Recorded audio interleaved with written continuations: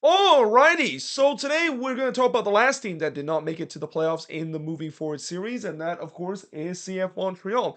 Now, we knew that Montreal was going to have a regression of a season. I mean, after last season, they decided to surprisingly let go of Wilfred Nancy, though it's not really a big surprise when you have heard about reports that it seems like he had a power struggle between the ownership group and himself, and that there's definitely some bickering between him and the front office, too, to a point where he basically said, yeah, he's not going to be continuing with the team. He's going to be moving on to the Columbus Crew and winning an MLS Cup in the progress itself. But also the fact that after they sold off a lot of big pieces last offseason for big amount of money, you knew this season they were going to take a step back. But what we also saw this season, and if you're a Montreal fans that have been supporting this team for the past couple of years, is that the old narrative of CF Montreal return. So this is a team that for whatever reason always tends to near the end of the season kind of in the mix of making the playoffs, and then they basically fell flat on their face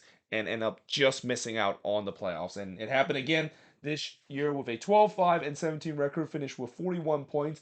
They only scored 36 goals this season. Goal scoring was a huge problem for Montreal this season, and I'll get to why that was a big issue in a bit. But they've also allowed 52 goals this season, which is pretty high. You know, consider last season they were very good defensively. Yeah, that's definitely a bit regression. And so is the goal differential, minus 16, one of the worst goal differential in the league. I think only Toronto had a worse goal differential than Montreal has had, and also only Toronto has a worse goal scoring tally and goal out tally that Montreal has had this season. Well, actually, not the goal allowed tally. I think there's also some teams in the East have conceded more than 52 goals, but I'm pretty sure for the goal scored, no team besides Toronto FC have scored fewer goals than what CF Montreal did this season. And as I mentioned, they finished 10th in the Western Conference, or not the Western Conference. I'm sorry, the Eastern Conferences. It'll be crazy to say that Montreal is in the Western Conference though. But either way, in terms of the head coach, they have no head coach. So currently, that job is vacant. And although there has been rumor that there are some candidate, I even mentioned in the news of the week episode that they're looking into one of Charlotte FC assistant head coach and interviewing him as potentially be the head coach of this team. That job is still vacant and it's still up for grabs to this day. Their chief soccer officer is Olivier Renner. He's been there since 2019. And then when you look at the top goals scored, again, for a team that doesn't score a lot of goals, it is not a big surprise to see nobody really stand out in terms of top goals scored. In fact, Matthew Shrinier actually leads the team with 5 goals this season, followed by Chinoso 04 with 4 goals. I mean, it's hard to believe Chinoso 04 is actually second on the list. Like, no disrespect to Chinoso 04, but when he's your second top goal scored, yeah, you know you have some serious issue. But he's actually tied with Mahala Opoku with 4 goals, followed by Sanusi Ibrahim with 3 goals, and then Ramel Kyoto, who has been battling injuries throughout the season, only able to register 3 goals this year. Now, when you look at the top assist leader, it's Matthew Shrinier again, 5 assists to tops the list, followed by Sanusi Ibrahim with 3 assists, Lassie Lapanainen with 3 assists, Joel Waterman with 3 assists, and Gabriel Corbo with 2 assists to round up the top 5 assist leader for this Montreal side. Now, when you look at the last 5 seasons for Montreal, again, very similar. The only outlier was in 2022, and again, that was the year when Wilfred Nancy took charge of it, and it just kind of shows you how good of a head coach he turns out to be for this Montreal side. But yeah, in 2023, it feels like they're back in reality of kind of stuck in that mediocrity range where they're just not good enough to make it to the playoffs. Finished in 10th place with 12-5 and 17 record, finished with 41 points. 2022 was definitely a huge outlier when they finished the highest out of any season in their existence in MLS in second and finished with the most wins, 20 wins, 5 draws and 9 losses, and finished with a team record 65 points. But before that, they finished 10th again, 12, 10, and 12 with 46 points. In the COVID short season, they finished 9th with an 8-2 and 13 record and finished with 26 points. They actually made it to the playoffs that season. Well, depending on if you count the play-in round as a playoff appearance, because back in the COVID short year in the Eastern Conference, there was actually 10 teams that were able to make it to the playoffs, and there was kind of a playing game between 6 all the way down, or 7 all the way down to 10th place. and Montreal, of course, wasn't one of those playing game, but they lost to the New England Revolution in that playing game. And then in 2019, they also finished in ninth place with 12-5-17 record, which is kind of the identical record that they did this season and exactly at 41 points. Now, in terms of average attendance, 17,562. It is near the bottom of the list, but I will say that Montreal fans, when this team is good, they show up. I think Montreal fans are probably one of the most underappreciated fan base in the league. They definitely have some really good hardcore kind of fans, especially their ultras itself. But yeah, they are unable to have a really well. They still do have a good attendance, but they haven't. When you look at the numbers, it definitely doesn't say so. And unfortunately, since they also play in a bit of a smaller stadium itself. Yeah, that of course is the case where they're not near the bottom of the list, especially when they don't sell out that place every single week. Now, in terms of the MVP of this team, it's got to be Matthew Charnier. I mean, this was a breakout season for Charnier, and he's a guy that I think is going to get better as the season goes along. I mean, when you lead the team in goal scoring and assists, yeah, there's no doubt that he is the MVP, and also just kind of an indictment of the problem that Montreal has had. I mean, he's not really kind of the main playmaker that Montreal was expected to but hey, he definitely stand out this season, and I won't be surprised that if he continue this good run of form, he could be another player that could be sold off to Europe. I mean, as I also mentioned, one of the things that I think that is very underappreciated of this Montreal team is the academy. The academy of this Montreal team, they produce some of the best players that a lot of people are kind of underappreciated, kind of flying under the radar. And I'll talk about in just a bit of some of the players that they produce and could be sold off for a big amount of money. Now, in terms of disappointment, I could have easily gone with a lot of veteran players. So one of the thing about Montreal this season is while the young players definitely showed up for Hernan Lasada this year, the veteran player just didn't quite do so. And one of those veteran player is Victor Wanyama, and I could have easily put him as a disappointment. I mean, as the lone DP of this team, and as I even mentioned before in the video talk about all the DPs in the Eastern Conference, you could argue Victor Wanyama is right up there in terms of one of the worst DP contract of this season because again he really suffered a bit of a regression. Though I will say that it's not entirely on his fault. He just really never fit in the system that Hernan Lasada decided to run, and that again I could have easily gone him as a disappointment. But I have to go with Mako Majevic as the biggest disappointment, and you probably know why that is the case, or at least for those of you that don't know why I decided to put Mako Majevic in there, is that one, it's one of the worst contract in the league because he hasn't really been playing a lot for this Montreal side, despite the fact that he has the seventh most uh, expensive contract and earns the seventh most biggest salary in this Montreal team. But I think what is a huge disappointment for him is the crazy thing that he got himself getting cut by this Montreal team. I mean, we have seen some crazy things of players have done in MLS to get their contract terminated. But I think Mako Majevic is going to be right up there in terms of the top five and maybe even the craziest way to get yourself cut from an MLS team. So basically, what happened was like right around August, because of his lack of playing time, he decided to play in the amateur league in Quebec. And instead of basically, well, he of course did play in the league, and usually when you have a player that play in the lower league, you basically just kind of go with the same name and so forth, so you can get some more minutes. I mean, that's not normal with a lot of young players playing the lower leagues, while maybe trying to get some experience. Well, their college team is either not playing, or even if they're playing in a much higher league, they're trying to get more playing time so they can stay fit.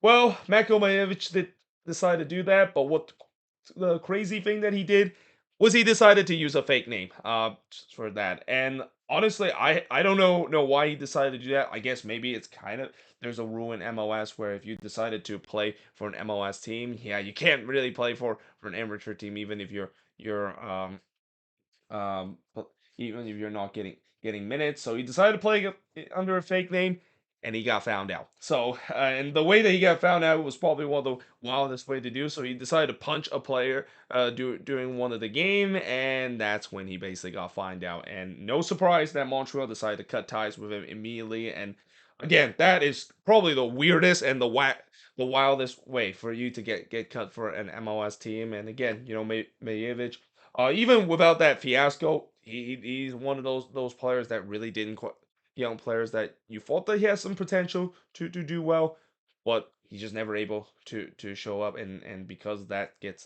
lack of playing time, and the whole using a fake name to play in an amateur league, and then getting fined out later was just kind of the final nail in the coffin. And honestly, now you just wonder, for Mayevic, I don't think he's gonna get any MLS team offer, or even somewhere lower league team offer, because one, you already damaged your reputation after you decide to be very undisciplined in the lower league, and now the second thing that you did is ruin your reputation of decided to lie to your team about playing in the lower leagues, and basically playing under a false name because of it. So yeah, obviously, what a sad way to see a career potential end. And if that's a way to end a career, that is definitely a very sad way to see a career end it. And then, of course, the young player to watch for this Montreal team, it's got to be Nathan Saliba. I mean, this is a guy that I've talked about that could be the next best thing. In terms of Montreal producing seeing some really good academy players. I mean, he came out of the Montreal Academy and started to get some minutes last season too, but I feel like this year he is very close to have a breakout season, to a point where I think he could be a regular starter heading into next season. I mean, he's a very good midfield. He's a good anchor in that midfield, and he has a lot of potential too, to a point where he could be a staple in the Canadian national team. I mean, he's already made some appearance in the Canadian national team. And again, this is a guy that I think he's gonna could be a regular starter for this Montreal team heading into the next season, especially if they decided to maybe move on from Samuel Piet, or potentially even decide to drop him down the pecking order in favor of a younger player in that spot, and that is Nathan Saliba. But again, I was very impressed during his time when he was filling in from Piet, and he's just gonna get even better, to a point where don't be surprised, there could be a big sale for Montreal if Saliba continued to develop to a point where it could be worth just as much as when they sold off some of their big pieces in the last offseason. So guys like Ishmael Kone, for example, one of the big names coming out of the Montreal Academy, sold off for a big amount of money. Don't be surprised Saliba might be joining that list. So what went right for this Montreal team? So not really a lot that have went right for this team. I mean, at least their home form was mostly good. Again, they started the season terribly, but that was mainly because they were playing a lot of away games to begin with. But at least in terms of their home form, it was mostly good throughout the season. And again, this was a team that I've said before, they were trying to follow the usual formula of win your home games and getting draws on the road, and you can make it to the playoffs. They produce some great young talent, especially from the academy. So again, guys like Nathan Saliba is an example. Matthew Shrinier coming out of the academy too. So yeah, there are some really good young talent, and even the goalkeeper for this Montreal side, Jonathan Siwas, a guy that again, you probably have never heard of him before this season, but he really locked down that number one spot, which was kind of a revolving door for this Montreal side. Like last season, it was a revolving door between Breza and Pantemis, and here comes this guy, the kid called Jonathan C. Was a guy that nobody have heard of him, but he has some good potential coming out of the academy, and he locked down that number one spot, and really becoming one of the more underrated goalkeeper in this league. So yeah, you can see this Montreal team. They have a really good academy, a very underrated academy. Produce some really good MLS quality kind of players.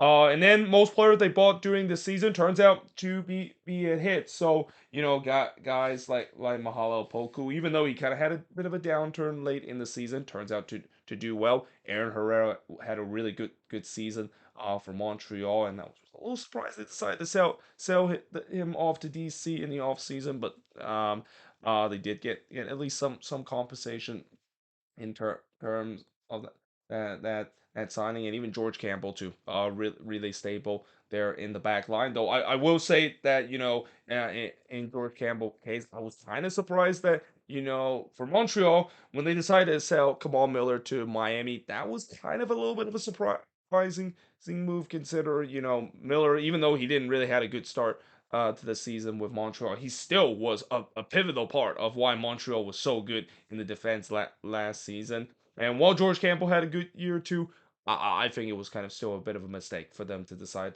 to sell Kamal Miller, even if they did get some good player in return. Guys like Lassiter and Bryce Duke definitely had decent season too. And in terms of that trade, I would say that Montreal probably won that trade when you look at how the season goes, because Kamal Miller didn't really was a big impact for that Inter Miami team near the end of the season. And then looking at what went wrong for this team, yeah, the goal scoring was a big issue. And again, a lot of that has to do with they don't really have a guy that is a trustworthy goal scorer. I mean, it used to be Romel Kyoto, but he's a guy that is had an injury real season, and not to mention it started to get older and maybe started to hit the wrong end of 30. And then the difference maker, again, they just don't have a real number 10. They don't have like that Georgi Mihailovic kind of player that we saw last season. That can be the guy that pulls the string for this Montreal team.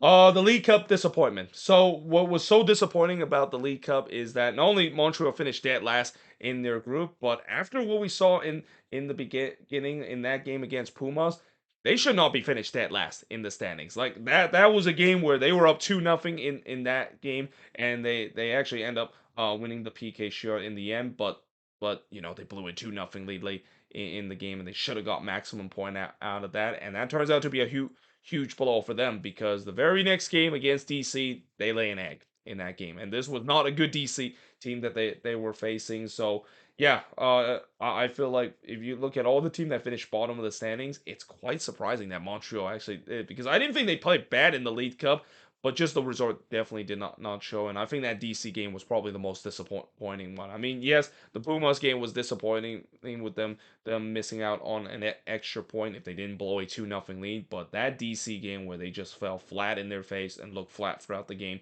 huge disappointment for this Montreal team.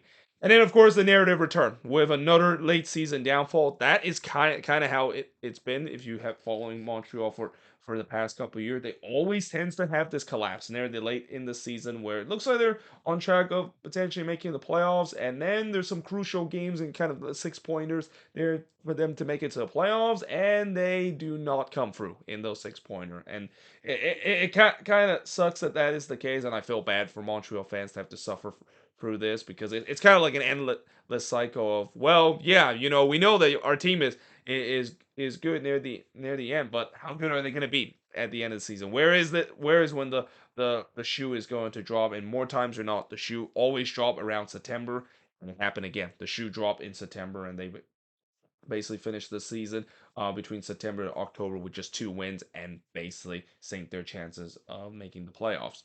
So moving forward, how is this team going to look in the future? Well, obviously they need a new head coach, and again, they are having some interview process of a couple of head coach, and again, there's still some really good candidate out there in terms of potentially could be a head coach for this Montreal team. But what I know is that I have heard that they're looking to try to get a head coach that mainly focus on young players. And this is not a big surprise, because when Hernan Lasada was brought in, he really did a very good job in terms of giving a high ceiling to these young players, and especially with the way that Montreal, their academy is definitely on the rise.